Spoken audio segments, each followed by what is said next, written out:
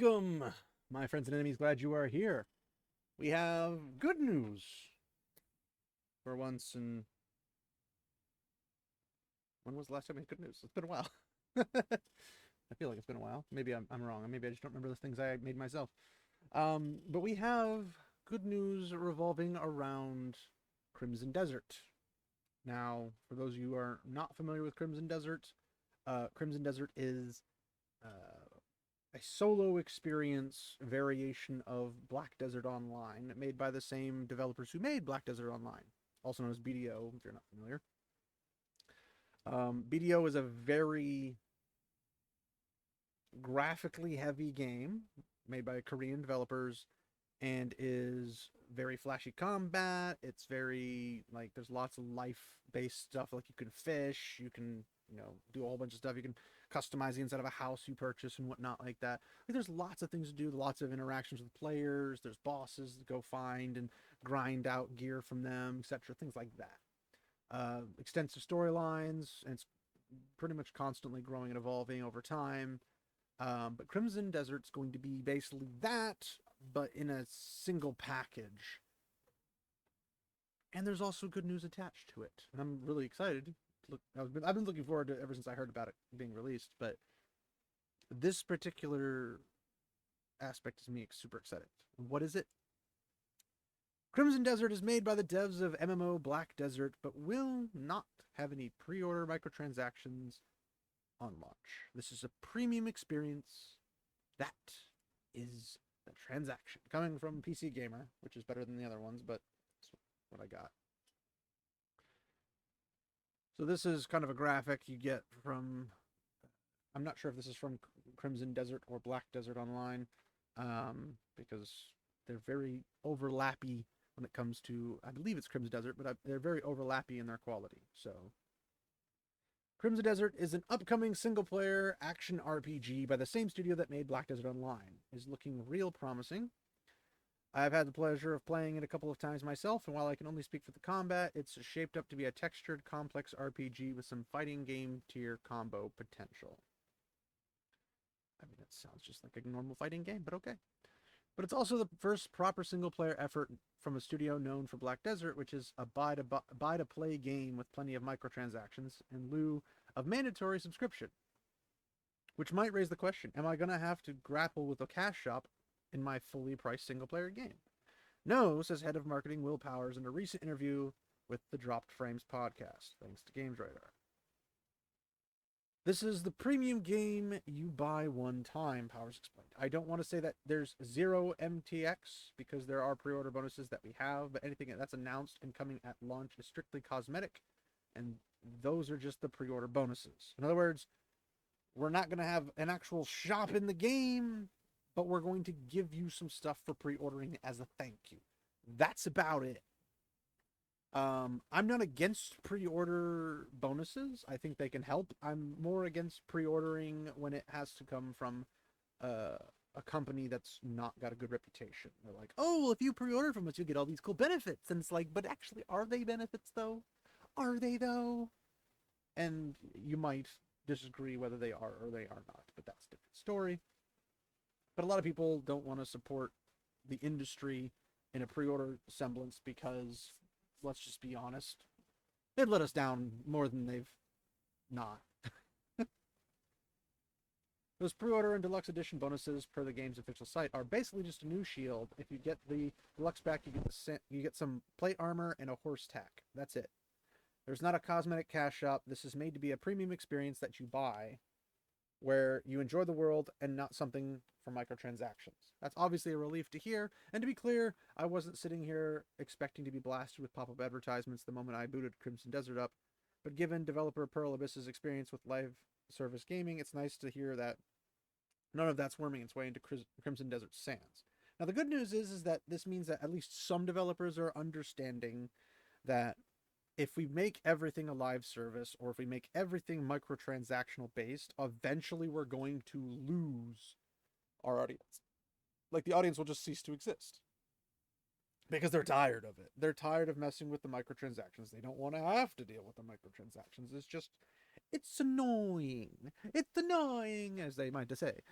But thankfully, we might not have to deal with it from what they're saying, and I'm expecting them to stick by this. So unless something else drastically happens to change my level of trust in them, this is really good news, and we might actually get it. As Powers puts it, this way of doing things is just a different monetization model. If you do free to play, then you need to make up the revenue in a different way. This is a premium experience. That is the transaction, like full stop. Which is true, because if you're charging somebody, 20 to 40 bucks to buy your game and then charge them to play it, that would be a ridiculous way to just mock your audience as an idiot. But I mean, what is World of Warcraft? Really, let's be honest. That's just me poking fun at World of Warcraft players, because that's what they do. They have to buy all these expansions and then pay to play them over the months. Where a different model, say like Star Wars The Old Republic, is literally just you get a month of their content for 15 bucks. You get all the prior expansions and everything with the base game, and you can participate in all that stuff for 1 month, and then at the end of the month, you keep all your stuff, and anytime a new expansion comes out that you want to play, you just have to pay another 15 bucks to get access to that and everything prior to that as well. The only thing I dislike about the Old Republic is that the Old Republic lets you basically make your entire experience a premium. Like, you can go in and get all this stuff that's exclusive to subscribers. You can grind all of it while being subscribed, get all this stuff and put it all into place. Like, I can pretty much do everything in the game with any of my characters, with the exception of basically raids. Right? That's the only thing I cannot grind the ability to do. There is no unlock raids for all of my characters character-wide. If there was, I would totally do it, and that means the game would be fun to play at any moment in time. But there's also limitations when you're not subscribed, even after you subscribed, to where you can only have like 1 million or less credits in your inventory. Otherwise, it goes to an escrow that you won't access until you get the next, set of expansions that you pay for a subscription for. I don't like being extorted that way, or blackmailed, however you prefer to take that perspective. I mean, it's both technically the same thing anyway. But it's a different model than, say, World of Warcraft. And then you have Guild Wars model, which is like, we're going to give you a lot of cosmetic options and a lot of life updates inside the game, where you can get stuff for your home, you can get stuff for your characters, you can get stuff for skins for your mounts or your miniatures or different miniatures in general. But they're not going to give you anything like, oh, well, you got this particular weapon that's the best weapon in the game. They're not doing that. It's all purely cosmetical stuff. It's things just to enjoy life in the game.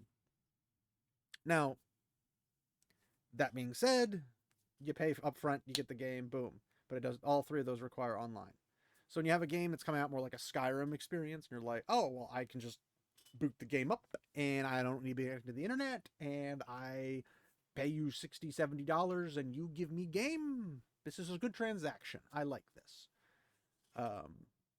I wish they would go back to doing this, and if I ever do manage to pull off any form of a gaming company, I want to do physical media all over again. I want to bring back all the cool little bits and bobs that you can get for doing it, and just make it worth your time to have physical media again, and give you a reason.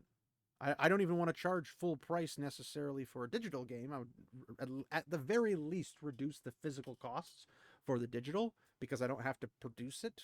But I also want to encourage the physical, so I have the physical would have things that the digital doesn't have, like physical items, whether it be a trading card system, or whether it would be signed things in random packets or whatever, kind of like a booster pack, like just something to get you excited about buying a game, and then making stuff be valuable to you, and then give you a reason to like actually purchase the stuff.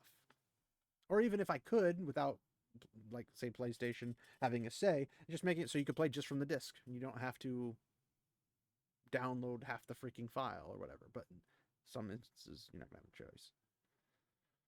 It's color me excited, genuinely. As I pointed out back in September, Crimson Desert seems unrestrained in the best ways.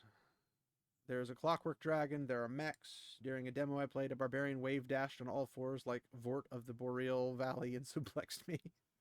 If it keeps that energy up, this game's going to be a blast. That sounds pretty freaking fun. Albeit, out of this world. But I mean, we are what we are.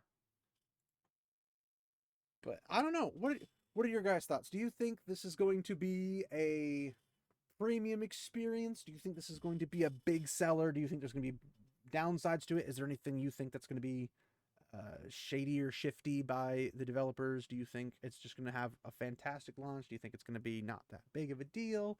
What are your thoughts? Leave a comment down below. Like, comment, subscribe, all that fun jazz. And as per usual, feel free to check out the description and follow me on my socials, or check out the content creators down below, and also businesses that you might want to support or not support, however you want to. And like, comment, subscribe, all that fun jazz. And thank you for your time. I want to keep this one nice and short and sweet since the last one was not. So thanks everybody for sticking around. And remember, my friends, walk in the light.